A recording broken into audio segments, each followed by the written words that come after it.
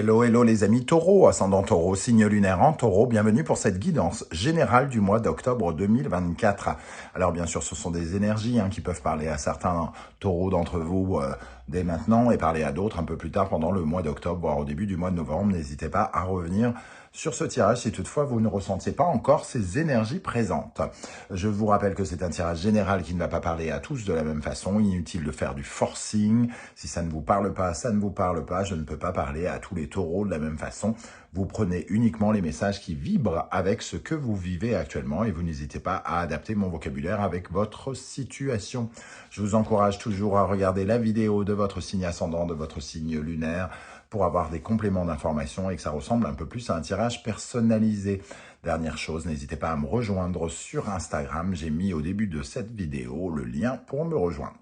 Ok, on y va avec le message de votre mois, l'énergie qui vous accompagnera. Les amis taureaux, n'oubliez pas de liker, de partager et de vous abonner à la chaîne.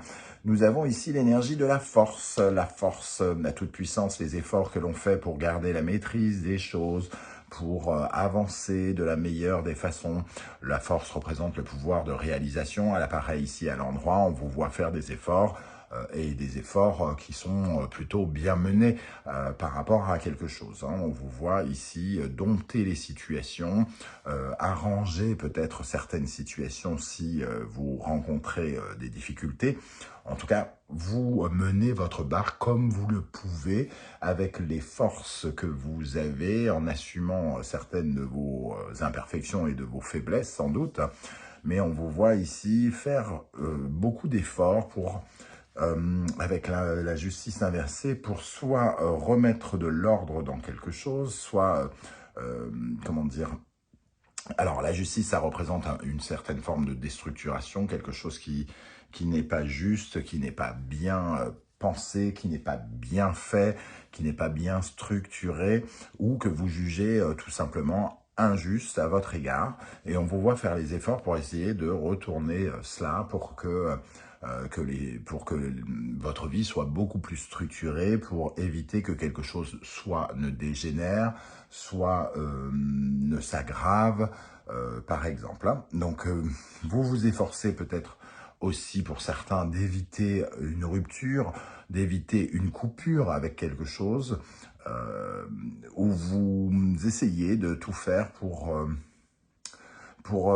comment dire, j'allais dire sauver les apparences. C'est pas du tout ce que je pensais, parce que on est vraiment dans quelque chose de beaucoup plus concret que des apparences, mais c'est vraiment éviter que quelque chose parte en sucette, quoi, entre guillemets, pour moi.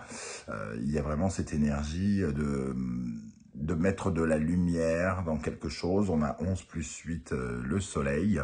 Alors c'est soit une injustice amoureuse, soit une injustice par rapport à des enfants, soit par rapport à de l'argent, par exemple. Mais on essaye de restructurer quelque chose. Certains peuvent se battre un peu pour trouver des solutions pour leur couple, par exemple, parce qu'il y a une situation qu'on juge pas normale. Voilà, on va dire ça comme ça. Avec l'oracle de la musique que j'ai eu le bonheur de créer avec Irtis, et je vous remercie d'en avoir fait l'acquisition pour ceux qui l'ont acquis. Merci à vous pour ce soutien. Nous avons ici la musique du reggae, le reggae qui représente vos revendications, qui représente la propension à obtenir ce que l'on mérite, à faire valoir ses droits. Le reggae, c'est cette sorte de révolution que l'on fait pour défendre ce que l'on croit être juste. Et justement, ici, avec la justice inversée, on sent qu'il y a quelque chose que vous trouvez difficile ou pas juste, un manque de considération, ou un manque d'être peut-être maltraité. Ce reggae, il réclame ce qui lui revient, il fait valoir ses droits, il peut être dans la protestation d'une certaine manière. Il peut avoir envie de défendre quelque chose qu'il sent important pour lui, faire valoir ses valeurs, quelque chose. Donc si par exemple vous avez une conception entre guillemets de l'amour importante et que vous rencontrez des difficultés, vous avez peut-être justement envie de sauver ce qui vous semble important ici à vos yeux. Vous voulez aussi porter un message. C'est un peu la carte du militantisme, porter un message pour justement que les choses soient beaucoup plus sincères, authentiques entre vous et peut-être quelqu'un ici avec qui il y a une relation peut-être un peu injuste. Alors, on va commencer par une première colonne et on viendra compléter avec l'oracle du soleil levant ensuite pour en savoir un peu plus. Pour les taureaux, ascendant taureau, signe lunaire en taureau, avec quel état d'esprit vous allez aborder ce mois d'octobre? Avec quel état d'esprit vous arrivez pendant ce mois d'octobre, les amis taureaux, avec cette force et la justice inversée? Nous avons le 6 de coupe. Le 6 de coupe, il y a un côté nostalgique ici, hein. Il y a un côté amoureux, les choix amoureux, les choix.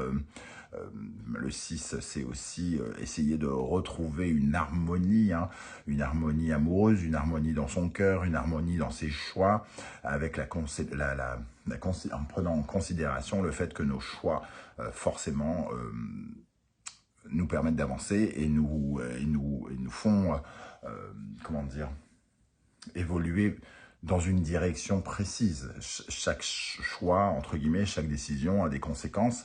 Et ici, ce 6 de coupe, il nous fait penser quand même à défendre des valeurs un petit peu sentimentales, amoureuses, amicales. Peut-être que ce sentiment d'injustice vient de là, hein, quelque chose pour reconnaître ses valeurs, être aimé à sa juste valeur, par exemple, ou revenir à un état du passé, une certaine forme de nostalgie qui nous donne envie de faire des efforts pour recadrer quelque chose. Quel sera le principal défi des amis taureaux à sauter? Le principal défi, le 10 de bâton. Il y a ici, avec le 10 de bâton, alors on n'est pas loin d'une énergie neuve, hein. Le 10 de bâton, c'est sous-traiter, c'est se défaire de certaines casseroles, c'est le fait de porter beaucoup sur son dos, hein, et d'avoir beaucoup de responsabilités. Ici, il faudra à la fois peut-être prendre certaines responsabilités, mais savoir aussi vous délester de tout ce poids qui fait que vous êtes surchargé, qu'il y a beaucoup à gérer.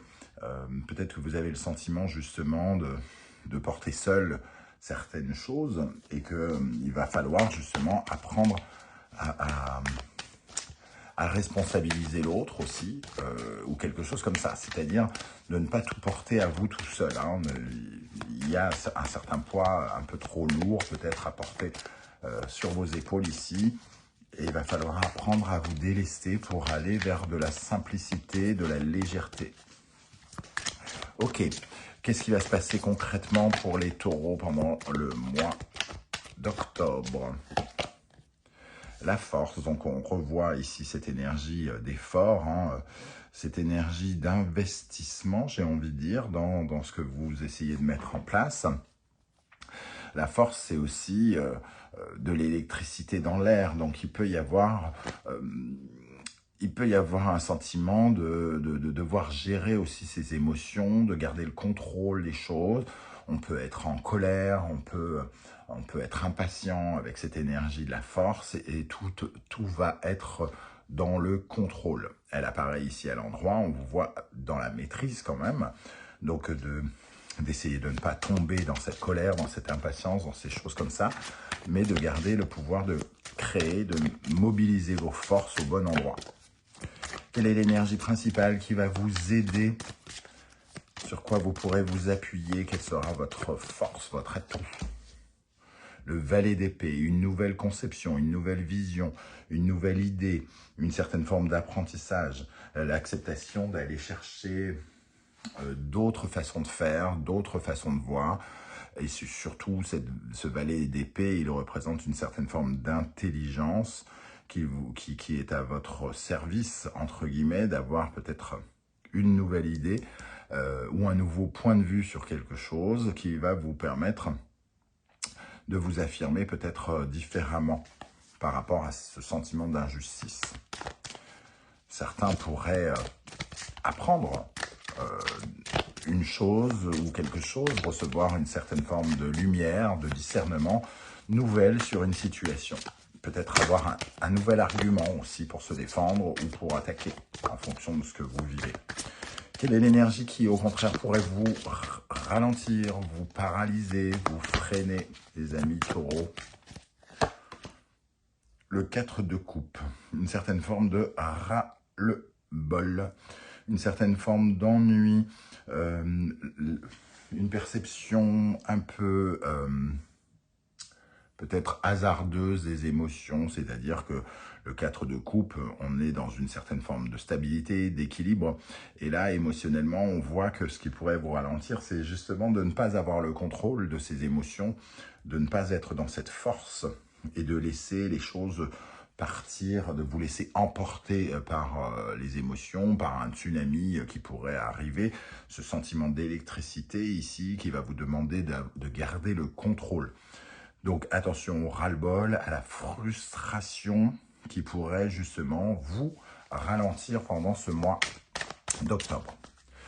D'un point de vue émotionnel, sentimental, relationnel, amoureux, quelle est l'énergie qui ressort pour vous, les amis taureaux, ascendant taureau, lune en taureau pour le mois d'octobre?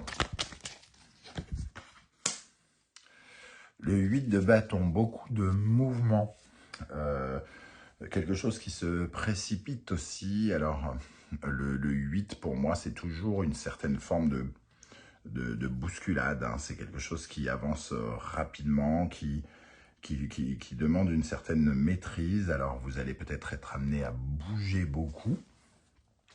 Il y a le feu aussi, hein, l'énergie de feu ici, on est dans l'émotionnel, donc on peut être un peu bouleversé, ça peut bouger un petit peu.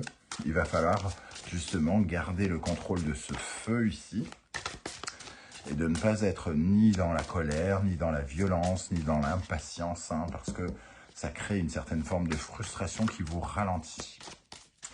Quelle est l'énergie qui ressort dans le domaine matériel, financier, concret, professionnel, tout ce qui est extrêmement concret. Donc, hein, nous avons le pendu. Ici, le pendu, il nous parle d'une certaine forme d'adaptation à ce qui se passe, c'est-à-dire d'accepter, on accepte un peu la situation, certains consentent à faire le travail qui leur est demandé. Le pendu, c'est de consentir à faire ce que l'on pense être intéressant, qui est bon pour nous, sur lequel on doit prendre nos responsabilités, entre guillemets, et de refuser d'être l'esclave de quelque chose. Donc, de ne pas être totalement libre de ses mouvements, entre guillemets. Ce pendu, il peut dire aussi que les choses sont un peu stagnants dans le domaine professionnel, matériel, financier, que ça bouge pas beaucoup et qu'on se fait une raison pendant cette période. Alors, intérieurement maintenant, comment ça va se passer pour vous? Comment vous allez vous sentir intérieurement, profondément en vous? Nous avons le 6 d'épée. Vous sentez qu'il y a une phase, en tout cas, on est en phase de transition. On est dans un mouvement vers l'avant. On sent qu'il y a des choses qui se transforment, que notre conception de la vie, du monde, de l'amour ou quelque chose est en train de se transformer, que notre idéologie, notre façon de penser est peut-être un peu en phase de mouvement comme ça. On est en train de quitter quelque chose, une façon de penser peut-être, ou certains concepts, des idées, une façon de parler, de communiquer avec l'autre pour essayer de trouver d'autres voies, d'autres chemins. Il y a un mouvement en avant et ça se passe dans comment dire, soit dans les énergies d'air, hein, donc Balance, Verseau et Gémeaux, donc l'intelligence, la liberté, quelque chose comme ça, qui est en train de se transformer dans un nouveau mouvement. Ok. Alors, avec l'oracle du soleil levant pour compléter, quel sera votre état d'esprit, les amis taureaux, en octobre 2024? Alors, le 6 de coupe, il y a une certaine nostalgie, et le lutteur qui vient nous dire que c'est de vaincre, hein, Alors, peut-être que vraiment cette justice inversée nous dit qu'il y a des intrigues, des complications, une certaine forme d'injustice, et on a envie quand même de retrouver un état de, j'allais dire, de grâce, quelque chose que l'on a connu dans le passé, et on a envie de retrouver cet état, on a envie de retrouver cet amour, on a envie de retrouver ce positionnement, j'ai envie de dire. Le lutteur, c'est quelqu'un qui se positionne, qui prend la place. Et ici, finalement, c'est peut-être le fait de prendre sa place dans un couple, dans la gestion de quelque chose qui est émotionnel, qui est amoureux, qui est amical, qui est familial. Le lutteur, il veut la victoire, il veut arranger quelque chose. C'est un peu ce qu'on disait avec cette conviction de faire valoir quelque chose. On se bat pour réussir quelque chose. C'est votre état d'esprit en tout cas. Quel sera votre principal défi pendant le mois d'octobre? On a donc un combat que l'on veut gagner avec le lutteur, et ici nous avons les arts martiaux. Donc votre défi, ça sera de ne pas porter toutes les responsabilités du combat, de ne pas être de ne pas porter toute votre douleur, de ne pas accepter de porter toutes les responsabilités, hein, quelles qu'elles soient.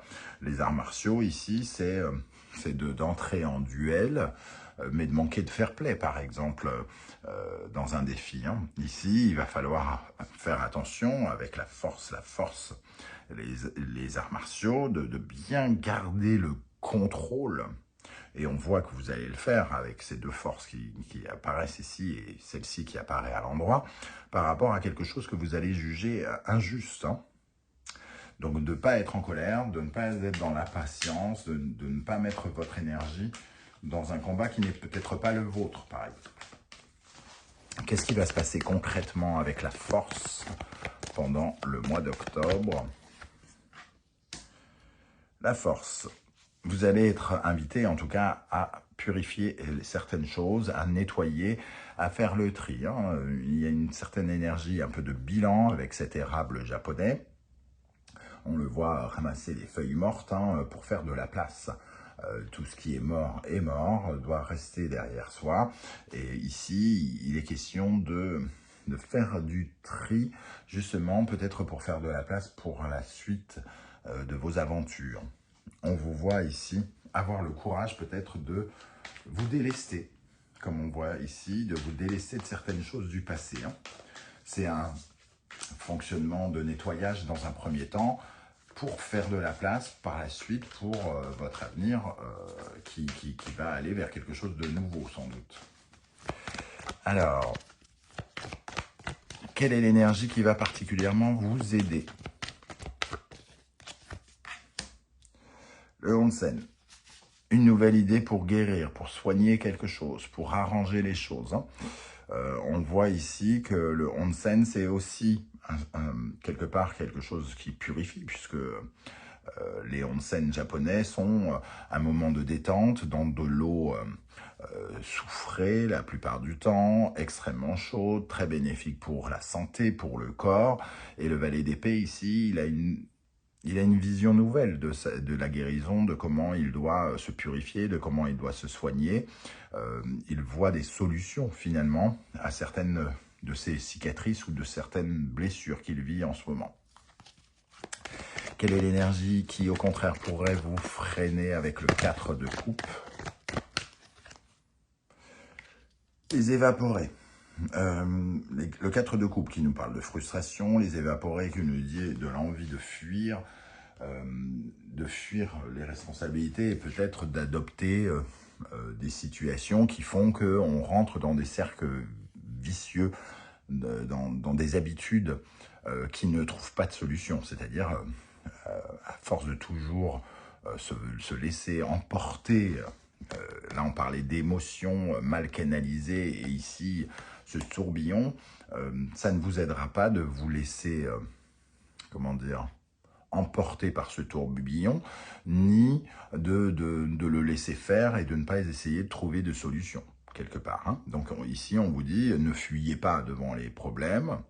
Si vous vous sentez un peu frustré, il vous faut trouver des nouvelles solutions, réfléchir peut-être autrement quant à la façon de guérir les choses, quant à la façon de corriger ce qui ne convient pas, ce qui ne vous convient pas actuellement.